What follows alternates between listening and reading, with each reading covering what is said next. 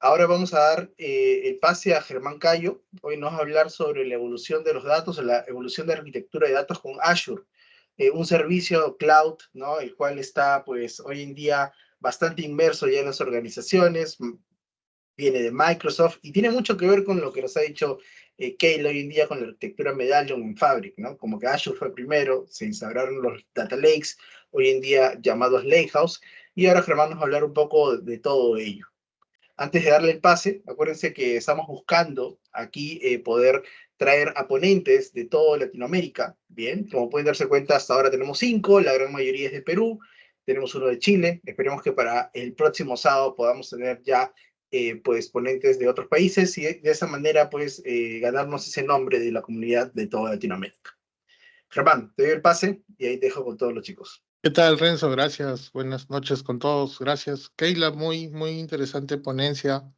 Como siempre, es un gusto poder aprender de ti. Eh, para los que no saben mucho, yo pude conocer a Keila hace unos años cuando ya era ella MVP, pero algo que de repente Keila no sabe es que yo aprendí Azure Data Factory dentro de su canal de YouTube, cuando en esa época Data Factory pues no había mucho contenido. Entonces, y de ahí yo empecé una línea de carrera ya en Data Factory bastante interesante. Entonces les recomiendo muchísimo que puedan visitar su contenido. La verdad, es muy didáctica. Son pocas las personas que se dedican a generar este tipo de contenido en español, sobre todo, y créanme que van a poder aprender muchísimas cosas, tanto en su blog como en su canal de YouTube de Keila. Compártanlo también en sus redes sociales. De verdad, es muy buena experiencia el poder siempre escucharlo. Y gracias, Renzo, gracias a la comunidad de Microsoft Fabric User Group Latam por la invitación. Bueno, mi nombre es Germán Cayo Morales, yo soy MCT de Microsoft. Tengo algunas pocas certificaciones en el lado de data, básicamente, y algunas orientadas a la parte de gestión de datos. Me desenvuelvo más como arquitecto de datos actualmente, viendo temas sobre todo de Azure. Eh, Mi línea de carrera se especializa bastante en plataforma de datos. Mucho tiene que ver con el mundo de SQL Server. Empecé, digamos, en temas de SQL Server desde el 2008, 2009. Y bueno, he sido bastante cercano en toda esta evolución que ha venido ocurriendo en todos estos años y que nos ha tocado a muchos de nosotros también adaptarnos a estos cambios.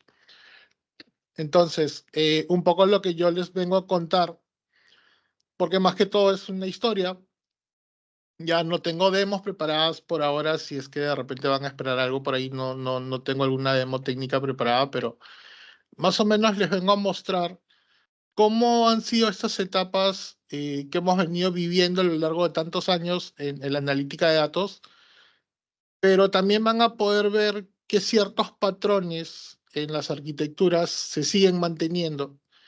Y eso te va a ir dando una visión un poco más amplia de cómo se va a seguir moviendo el tema de datos de aquí en adelante, ¿no? Hemos cambiado muchísimo a nivel de data. Desde los años 2013 en adelante cambió muchísimo con el Big Data, con el tema de la nube y todo ello. Pero justamente un poco lo que quiero explicarles es cómo era antes de, ¿no? Cómo era antes de. Y por eso tengo esta pequeña imagen, ¿no? Vengo a contarles un poco cómo ha sido esta evolución de la arquitectura de datos antes de que existieran todos estos servicios, ¿no? ¿Qué pasó? ¿Qué pasó? A ver, un segundo, Germán, que estamos con Hola, un- Renzo. Sí, sí, sí. Renzo, el audio, por favor. Ya estamos. Gracias. Ok, genial, gracias. Entonces, un poco contarles cómo era esto, ¿no? Antes de que existieran todos estos servicios, ¿no?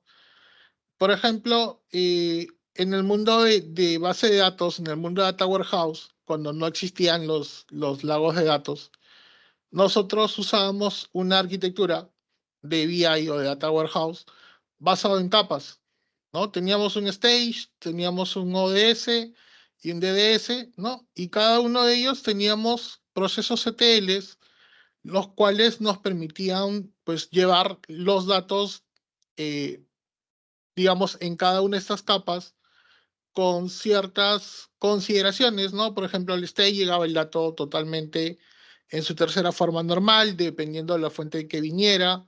Luego ya empezábamos a ver los modelos a nivel de detalle en el ODS y luego ya los modelos agrupados que digamos ya eran las sumarizaciones, los KPIs, ¿no? Ya la data resumida, por ejemplo, cuando hacíamos estos group bys, por ejemplo, en la Data Warehouse, y a través de ahí ya lo conectábamos a capas de presentación, a través de dashboards, a través de informes, a través de herramientas de Business Intelligence, ¿no? Que en aquella época pues no había mucha oferta en este mundo porque también era muy costoso, ¿no? Hacer analítica de datos en esa época, llamarlas como se llama ahora, no era muy costoso y sobre todo que no teníamos en esa época la velocidad de respuesta que tenemos actualmente. Un data warehouse podía quedarse procesando toda la noche, desde las 12 de la noche, 1 de la mañana, hasta las 5 o 6 de la mañana, para poder presentar resultados a las 8 o 9 de la mañana en un directorio del día siguiente. Y esa data no se actualizaba hasta el siguiente día. Entonces, de pasar nosotros de hacer cargas de procesamiento por más de 8 horas a tener cargas actualmente en tiempo real, es increíble todo lo que ha evolucionado la tecnología, ¿no? Pero si empezamos a hacer un vistazo, en este caso, por ejemplo, a cómo nosotros manejábamos la parte de BI a nivel de fases, en este stage, en este ODS, en este DDS, nos vamos a ir dando cuenta que actualmente seguimos manteniendo ese estilo. Las herramientas han cambiado. Ya no hablamos de TLs, ahora hablamos de LTs. Ya no hablamos de procesos de transformación, sino ahora hablamos de procesamiento. Ya no hablamos de tener queries basados en SQL, sino ahora hablamos de Python, de R, de Scala.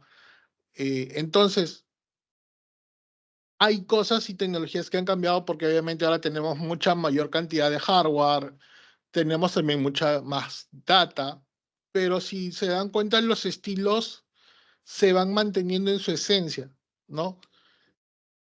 Aquí, por ejemplo, este es otro tipo de arquitectura de datos para data warehouse distribuidos, ¿no? Donde nosotros seguíamos manteniendo con procesos ETLs un staging, un ODS, ¿no?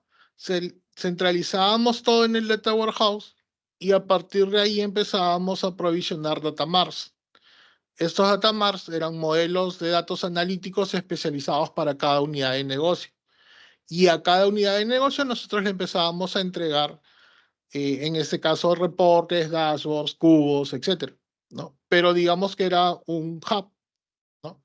Entonces, este tipo de arquitectura es algo que también actualmente podemos estar viendo en estilos de arquitectura a nivel de analítica avanzada.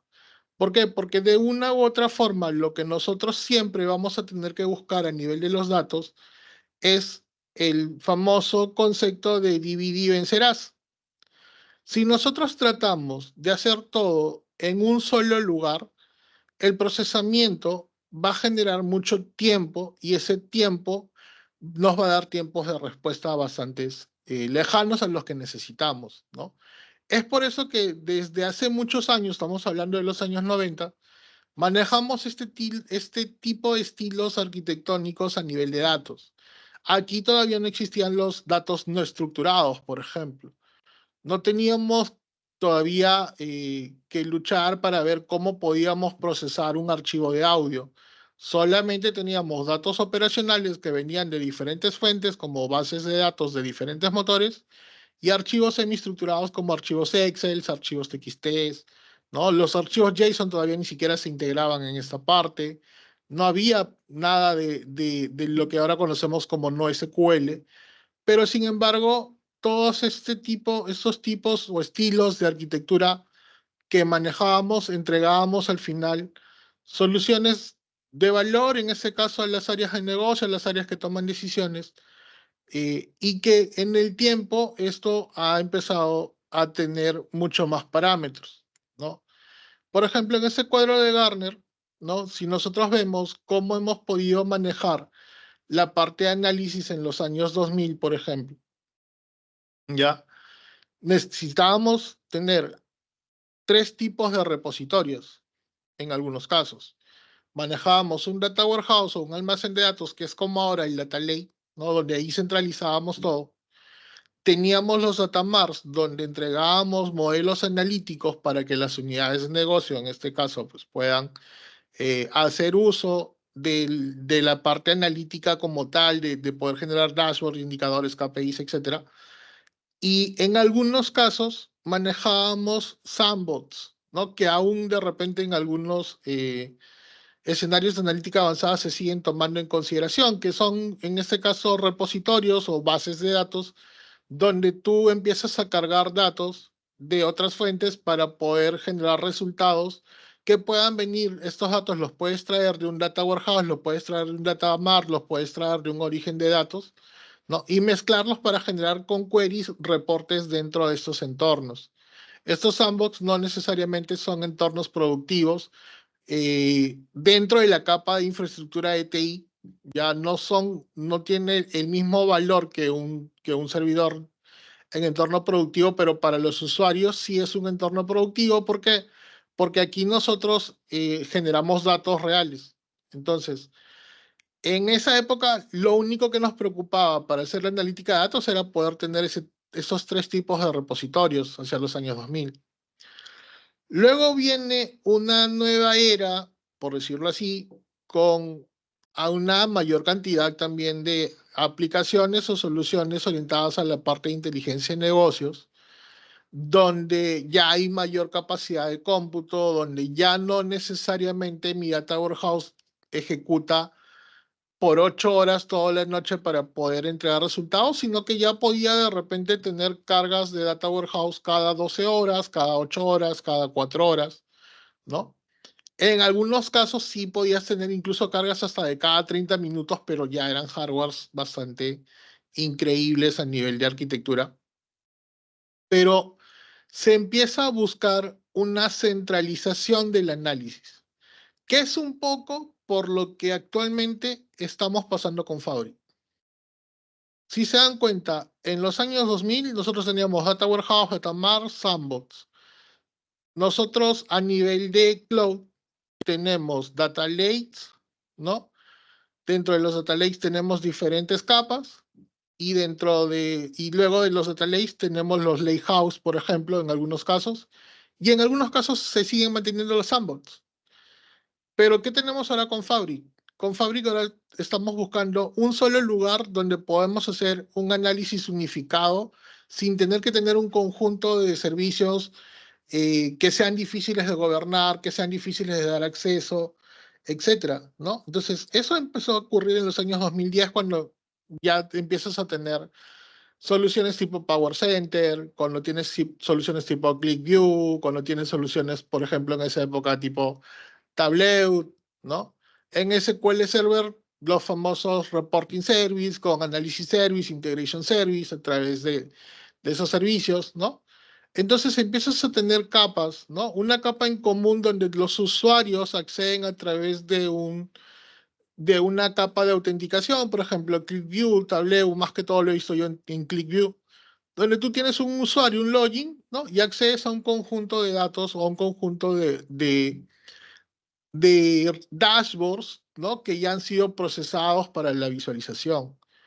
Pero detrás de esa capa de visualización, detrás de estos datos, de estos dashboards que nosotros podemos ver como usuarios a través de una autenticación, que es como una suscripción de Power BI o una suscripción de Microsoft 365, ¿no? Tenemos Data Warehouse, tenemos Data Mart, tenemos ya lagos de datos en el año 2010 porque ya empiezan a generarse, en este caso, los primeros pasos hacia un Big Data.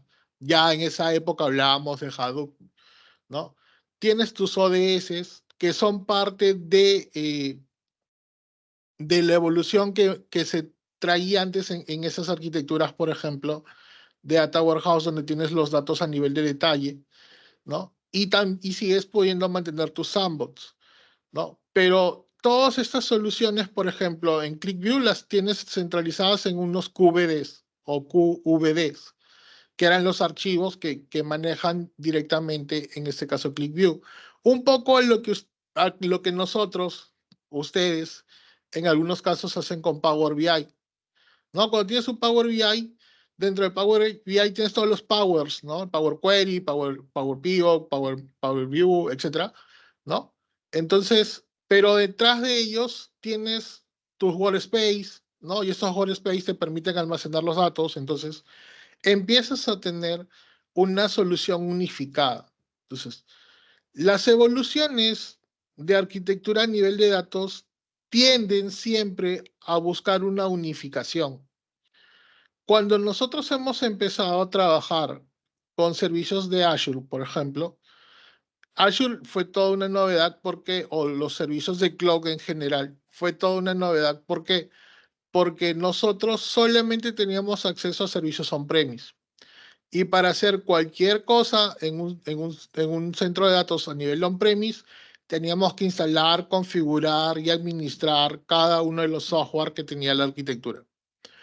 Cuando nace el cloud computing, desde mi punto de vista, algo que genera un gran impacto en el mundo del cloud son los modelos de Platform as a Service, inicialmente, los servicios de plataforma como servicios, ¿no? Por ejemplo, en Platform as a Service, tú empiezas a ver servicios como Data Lake o los Storage Accounts, empiezas a ver servicios como Data Factory, empiezas a ver servicios como Azure SQL Database, etcétera, que son servicios dedicados a realizar una actividad específica, pero que cuando tú vas a empezar a trabajarlos ya dentro de una solución, dentro de una arquitectura, empiezas a volver a tener ciertas islas, ¿no? Porque Data Factory está en un lugar, tienes el Data Lake en otro lugar, tienes el Synapse en otro lugar, tienes el Databricks en otro lugar, y poder gobernar todos estos servicios que están integrados de manera dispersa sigue siendo un reto, como cuando teníamos que integrar diferentes servidores que tenían cada uno ciertos servicios o ciertas aplicaciones dentro de nuestra arquitectura de BI. Ya hacia el año 2020, ¿no? Un poco lo que nos dice Gartner es que nosotros ahora tenemos capas sobre, ya no solamente una capa semántica, una capa en común de acceso entre los usuarios hacia los servicios de analítica de datos, sino que ahora también tenemos aplicaciones que se integran a estas capas, ¿no? Aplicaciones móviles sobre todo, pero sobre ello tenemos también capas como análisis a nivel de metadata, prácticas adaptativas, gobierno de datos, por ejemplo, el tema de inteligencia artificial o orquestación para inteligencia artificial a nivel de los datos, ¿no? Y recomendaciones a nivel de motor. ¿Por qué? Porque ahora todo empieza a ser insights. Si yo de repente tengo Azure y estoy viendo servicios a nivel de base de datos, estoy viendo servicios a nivel en este caso, a nivel de Data Factory, estoy viendo servicios a nivel de Synapse, a nivel de Databricks. Lo que voy a también buscar es hacer insights, que es recolectar información, recolectar datos del procesamiento que está teniendo cada uno de esos servicios, para luego poder, a través ya sea de la misma plataforma como es Azure, o a través de buenas prácticas por la recolección de estos datos, empezar a optimizar mis procesos o mis servicios. Entonces ya no solamente me puedo dedicar como antes a ejecutar procesos, a ejecutar servicios, a entregar servicios de datos, sino que también tengo que empezar a hacer insights de cada uno de estos procesos. ¿Por qué? Porque en la nube tenemos el concepto de pago por uso. Y si nosotros hacemos nuestros servicios de una forma más óptima y nuestros procesos pueden reducirse en tiempos de ejecución, no solamente vamos a entregar soluciones con mayor valor, sino que también vamos a poder optimizar los costos operativos de esos servicios. Entonces tengo una serie de capas que ahora empiezo a analizar y que empiezo a trabajar y que empiezo a tener nuevos paradigmas, repito, el gobierno de datos, la parte de inteligencia artificial, la parte de data ops, etcétera, ¿no? Son muchos conceptos que ahora están relacionados al mundo de datos y que justamente es tan compleja la orquestación de todos estos servicios, y es que eso genera que Microsoft comercialmente, digámoslo así, esté preveyendo este tipo de tendencias y es ahí donde nace Fabric. Lo que decía Keila es cierto, o sea, eh, Databricks con Fabric van a ser competidores, pero lo que también debemos tener en cuenta es que Databricks nace a partir de una necesidad del mercado, a partir de una necesidad a nivel de servicios. ¿Por qué? Porque cuando nosotros hemos hecho Big Data a nivel de on-premise, por ejemplo, todos hemos usado en un momento, ya sea Hadoop a través de Hortonworks o Hadoop a través de Cloudera. Entonces, cuando nacen los servicios de cloud y los servicios de cloud empiezan a proveer servicios de Big Data, ¿qué es lo que empiezan a comercializar? En Azure empiezan a comercializar servicios de HD Insight. HD Insight es Hadoop distribuido a través de Azure. En AWS, ¿qué empiezan a distribuir? Elastic MapReduce, LMR. Y ese Elastic MapReduce viene del MapReduce que está ¿dónde? En Hadoop. Y en GCP, ¿qué es lo que empiezan a distribuir? Dataproc.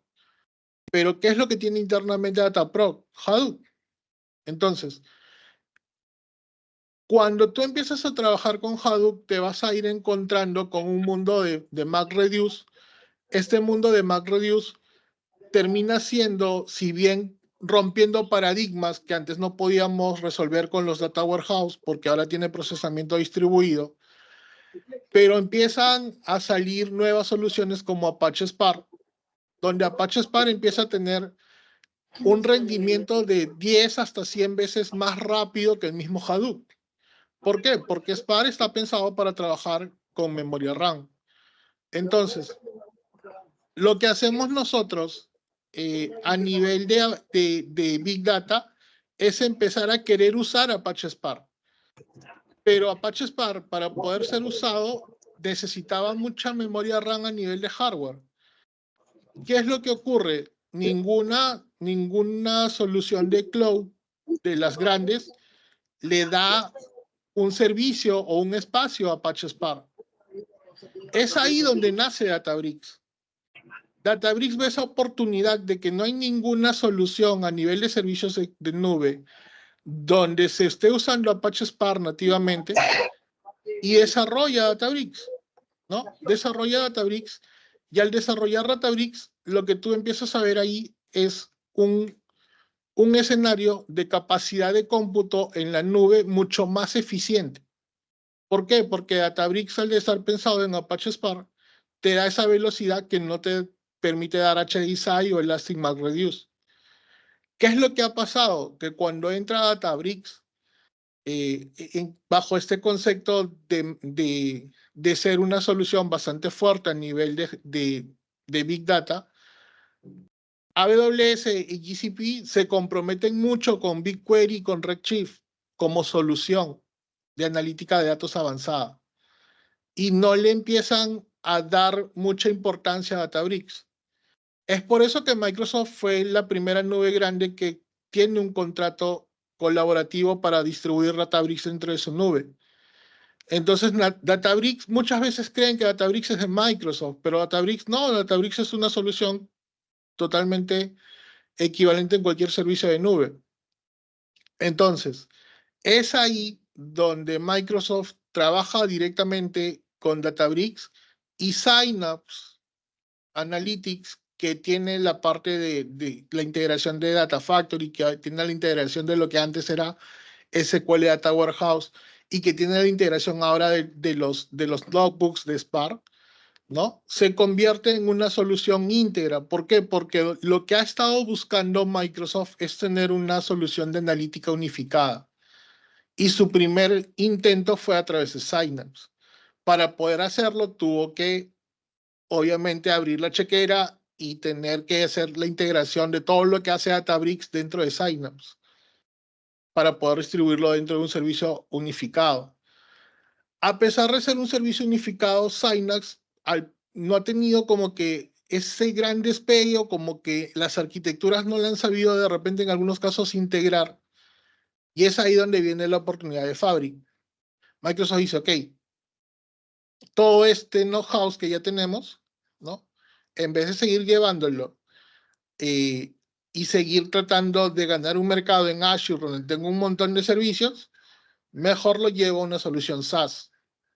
Y mi solución unificada se convierte en Fabric, ¿no? Entonces, eso es un poco lo que ha ido pasando a nivel de los años, en la evolución a nivel de arquitectura de datos. El DAMA, por ejemplo, ya empieza a generar también a nivel de arquitectura de datos ciertos procesos. Entonces, todos estos procesos, de una u otra forma, te van a ir enmarcando una ruta de integración y lo que tú vas a querer buscar siempre es tener una arquitectura minimalista. ¿Por qué? Porque el gobierno es más sencillo, el poder dar accesos es más sencillo, el poder tener una adopción también es más sencilla porque no es lo mismo enseñarle a un usuario dentro de la misma suite que ya se ha acostumbrado, que ya conoce a nivel de Power BI, poder enseñarle a hacer flujos con pipelines, hacer notebooks de Apache Spark con Python y hacer la parte de todo lo que tú puedes hacer en el OneLane, ¿no? De tenerlo en un mundo que ya se ha adaptado, que querer llevarlo hacia un mundo de Azure, donde es más difícil, donde si de repente el usuario no tiene mucha experiencia con el portal de Azure, tiene que entrar al portal de Azure con una cuenta y tiene que entrar al portal de Power BI con otra, ¿no? Entonces, eso es algo que es muy importante tenerlo en cuenta. Y como también lo decía Keila, ¿no? Quien trae este concepto de unificar las cosas es Databricks, ¿no? Por ejemplo, tienes una arquitectura en el lado izquierdo de un data warehouse, tienes una arquitectura al medio de lo que es un lago de datos o un data lake, ¿no? Donde el data lake lo que hacemos nosotros usualmente es traer todas las fuentes de datos estructuradas y no estructuradas y clasificarlas, ¿no? Si es que debo llevar la parte analítica, las llevo a través de un ETL, un data warehouse, y a través de ahí empiezo a entregar reportes CBI. Y si tengo datos no estructurados, los voy a integrar directamente con mis soluciones de Machine Learning o inteligencia artificial. Entonces, pero al fin y al cabo, voy a empezar a seguir teniendo diferentes capas, ¿no? Y seguir saltando por diferentes servicios. El objetivo de Data Lakehouse, que es un principio de arquitectura de datos que trae Databricks, es tener todo unificado. ¿Para qué? Para que la metadata y el gobierno también esté unificado. Y a partir de ese lugar, ¿no? De esa centralización de datos, tú puedas entregar servicios de datos hacia BI, hacia reportes, hacia ciencia de datos, hacia Machine Learning, ¿no? Que eso es lo que hace también Fabric ahora. ¿Cuál es la ventaja de Fabric? De que muchos estamos más familiarizados de repente con Power BI, se nos hace una herramienta, digamos, de mejor acceso, de mejor usabilidad, y agregarle opciones a una solución donde ya muchos hemos adoptado este tipo de herramienta, es más sencillo competir en el mercado con Databricks que seguir llevando a todos hacia Azure. Ahora, Azure no va a desaparecer, ¿no?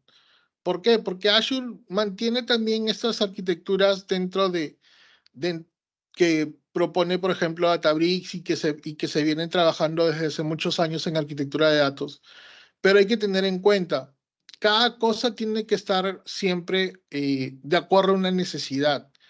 Databricks, hasta más o menos los planes que estamos viendo, que están saliendo en preview en Microsoft, te va a poder generar, sí, una adaptación mucho más rápida a soluciones de analítica de datos para usuarios de un nivel básico intermedio, pero en soluciones que son mucho más potentes, que ya tienes terabytes de datos, donde el procesamiento es mucho más fuerte, ¿no?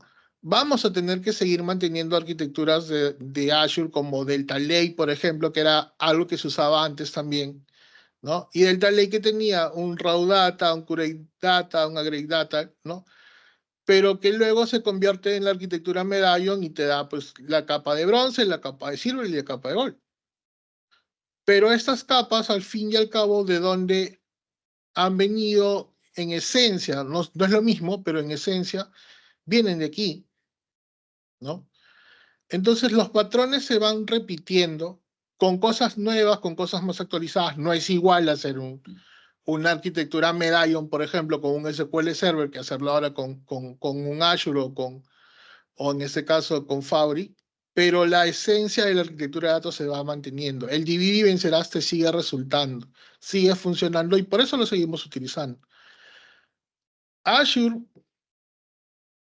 no solamente tiene los servicios dentro de que te ofrece ahorita OneLake, sino que Azure tiene una gran cantidad de servicios que vas a poder tú seguir integrándolo en otras soluciones mucho más robustas.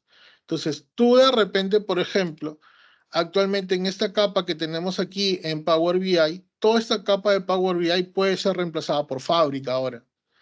Y tú puedes hacer una integración, como también lo mencionó Keila, ¿no? Tú puedes seguir integrando datos que pueden prevenir a través de esos accesos directos que pueden seguir viniendo de tu data lake de Azure, ¿no? Entonces, esta capa de Power BI va a fortalecer con Fabric, desde mi punto de vista, las soluciones analíticas de datos, pero más que todo a la capa final, a la capa de entrega de usuarios. ¿Por qué? Porque vas a tener mayor capacidad de procesamiento y mayor personalización de los datos a nivel de Power BI. ¿Por qué? Porque ya le das más herramientas a Power BI para poder transformar datos, ¿ok?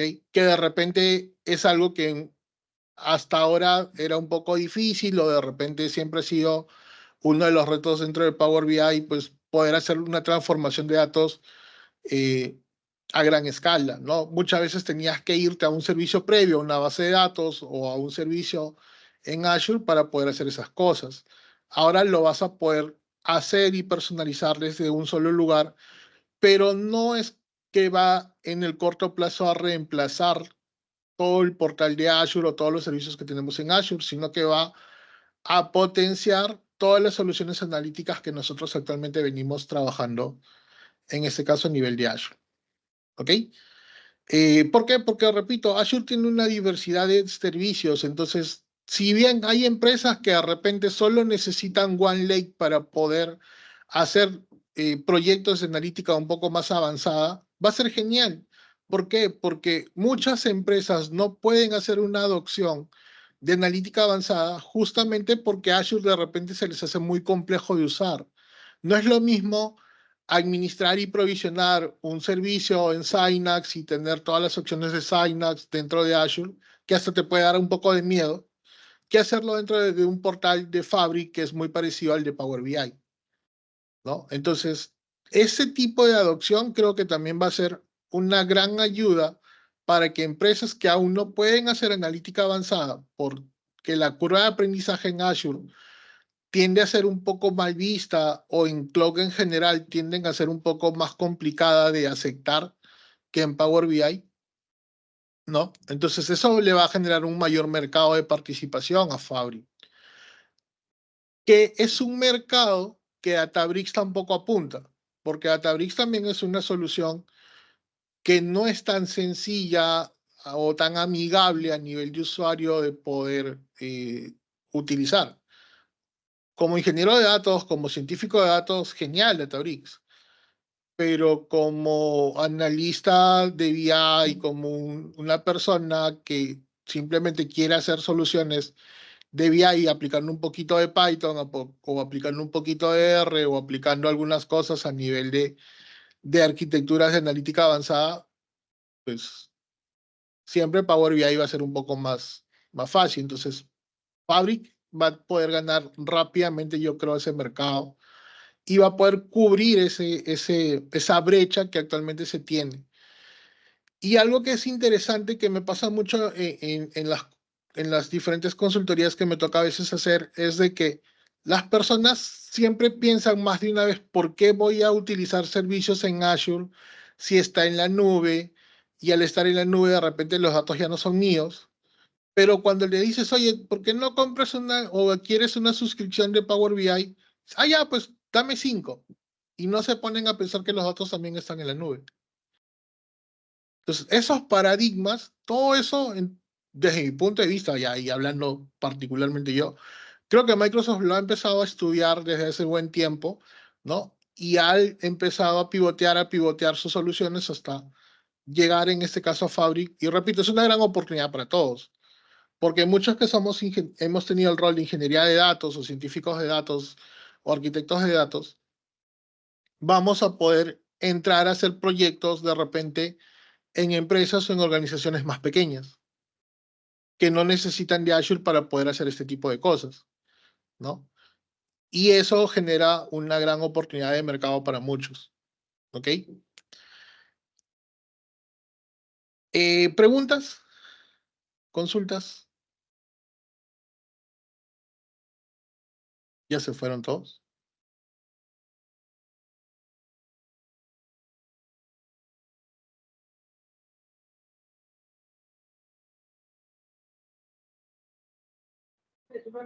Hola Germán, ¿cómo estás? Buenas noches.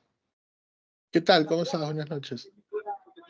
Hay una parte que tocaste importante, que dijiste del OneLake, que digamos, hay empresas que manejan diferentes herramientas de cloud, o sea, muy aparte de Azure, como GCP, por el tema de costo, ¿no? Más que nada, ¿no?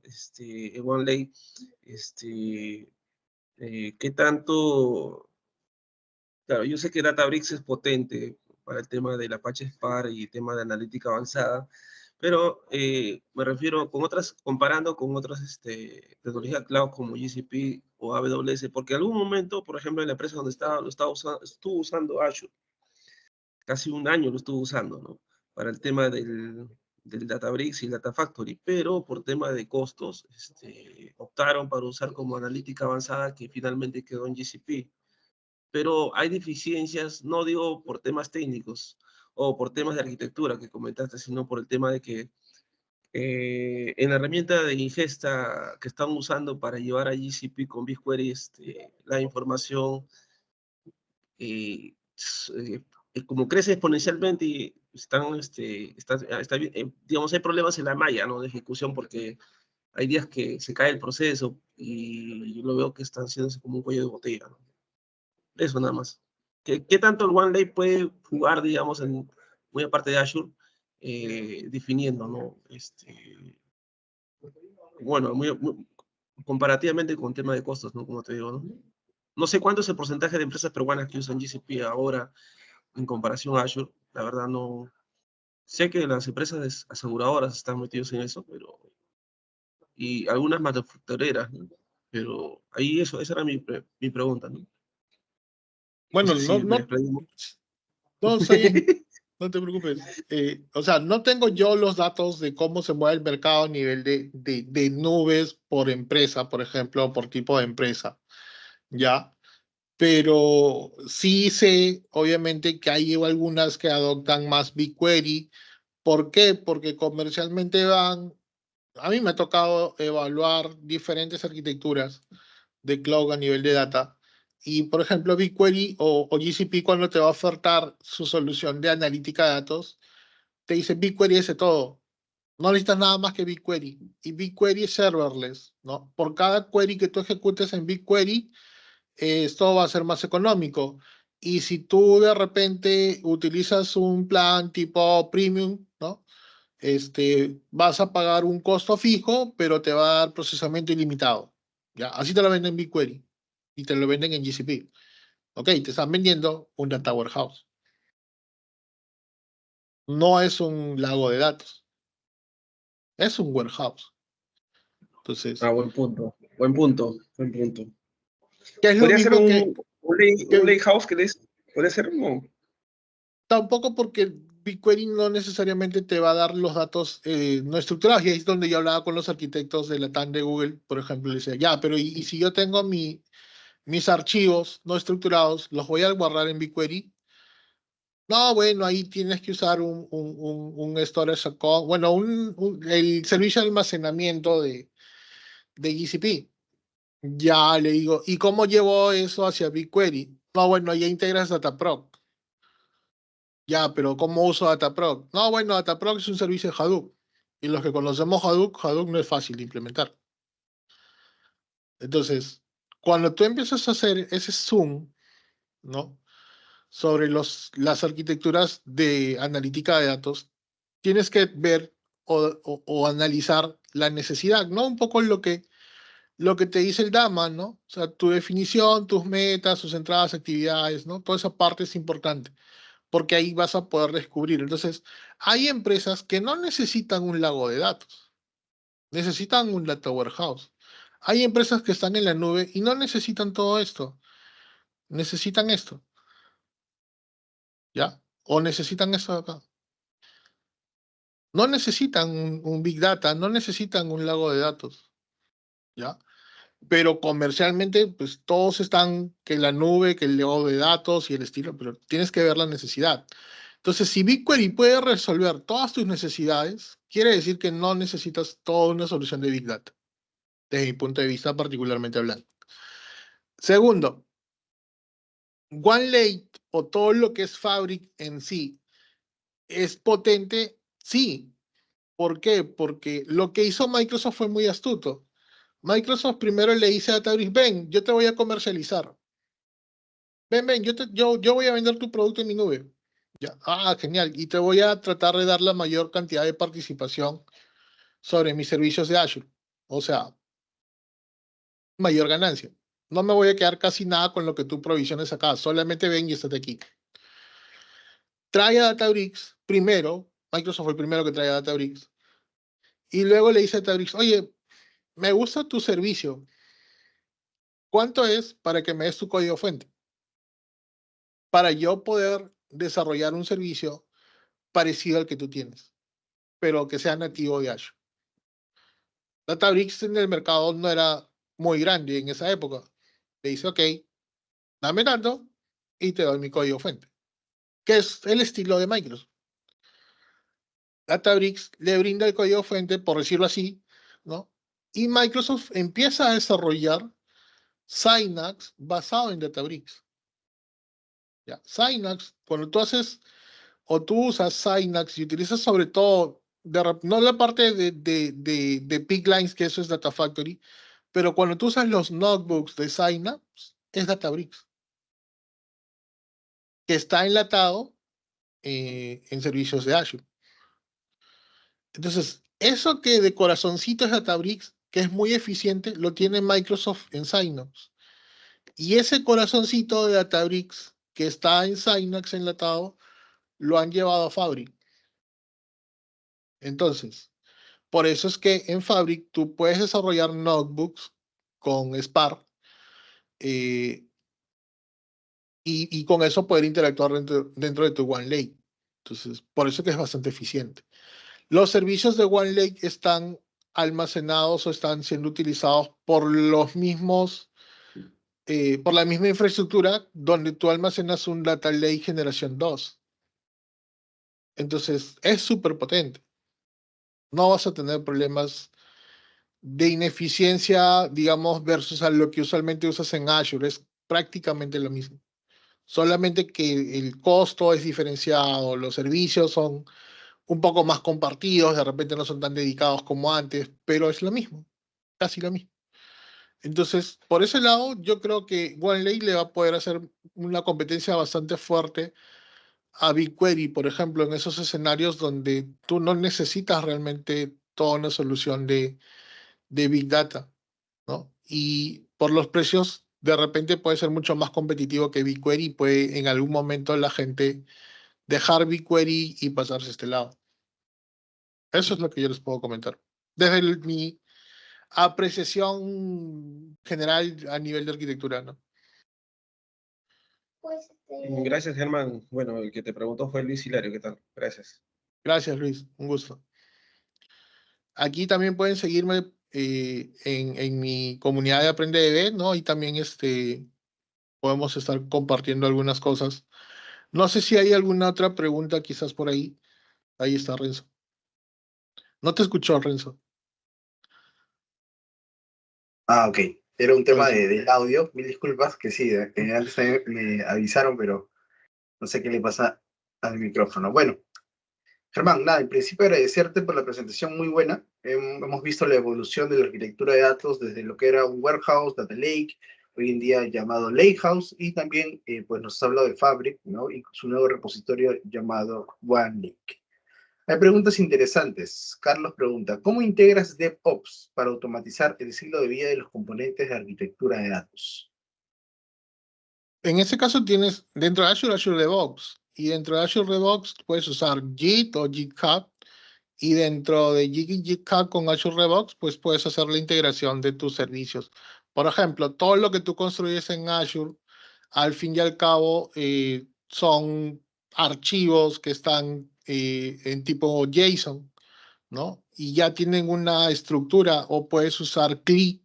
Entonces, todo esto se basa en archivos internos y toda esta parte la integras a nivel de DevOps con Azure DevOps, ¿no? Entonces, puedes manejar tu integración, digamos, a nivel de versionamiento de servicios de analítica de datos con Azure DevOps, que en realidad es un poco como lo hemos trabajado en algunos proyectos donde me ha tocado participar, ¿no? Usamos Azure DevOps más que todo.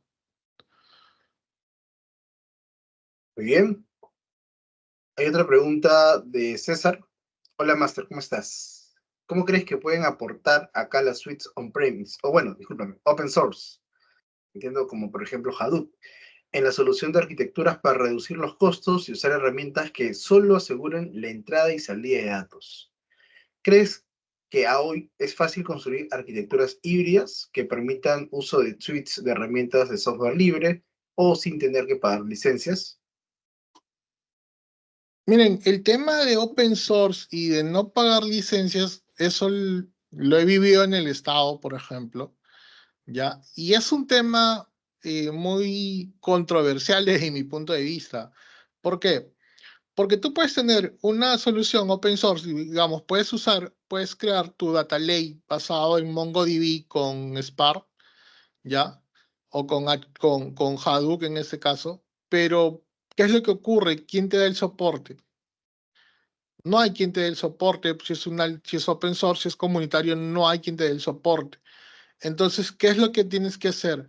Contratar una suscripción, ya sea de MongoDB, por ejemplo, que nos tocó a nosotros pagar suscripciones de MongoDB, suscripciones de Postgres, y una suscripción de Postgres o de MongoDB en 3 años te cuesta mucho más, diría yo hasta 5 veces más, que te puede costar una solución o una licencia la más cara de SQL Server o 2 veces más de lo que puedes pagar por una licencia de Oracle, por ejemplo.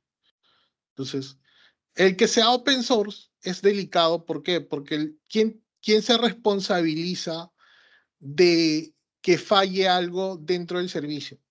Entonces, en una organización donde tenemos gestión de riesgos, donde tenemos SLAs y todo eso, no podemos correr el riesgo de tener una solución basada en open source, ¿no? Entonces, ¿qué hacen algunas empresas? Contratan personas que son especialistas en versiones comunitarias, pero igual los costos de estos profesionales también son altos.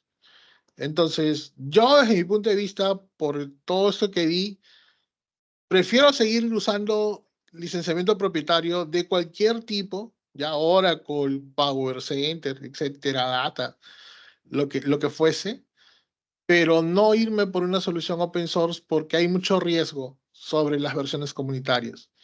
Si vas por Hadoop, que es open source, vas a ir por Cloudera y los costos de Cloudera no son nada económicos.